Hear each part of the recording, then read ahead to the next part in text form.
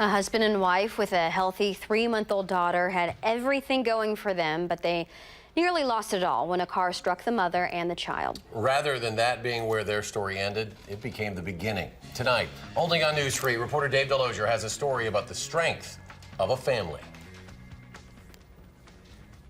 So much joy in her heart, and I could just see she had so much life inside of her. Life. For Ted and Tabea Elias, it took on new meaning with the birth of Isabella.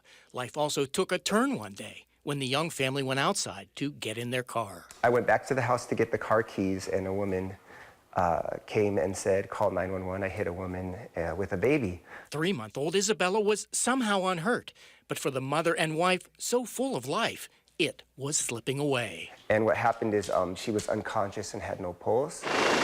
Rushed by helicopter to the hospital, she again had a pulse, but also a massive head injury. They thought she was going to die after the 8th day. Because the swelling got so extreme, they called us and said, you need to come to the hospital. We think she's going to die. Tabby survived that 8th day, but would be in a coma for 3 months. Doctors questioned if she lived, what that life would look like. There was one doctor that said, I don't think she's ever going to walk again.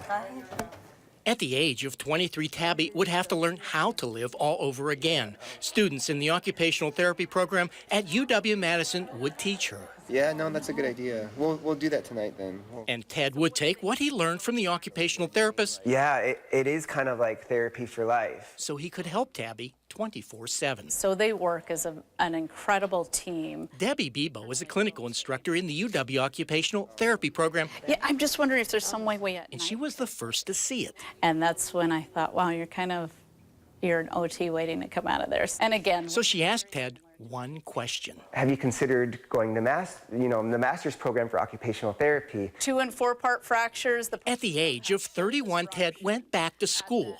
The father, husband, and caregiver would add student to his role in life.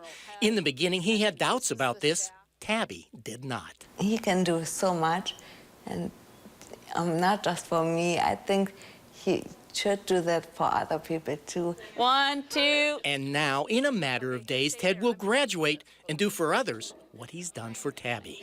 I'm really proud of him. Yeah. For the last 10 years, Ted, for all intents and purposes, has been Tabby's occupational therapist, the one who never stopped believing that a doctor who said she'd never walk again was wrong. All right, good job.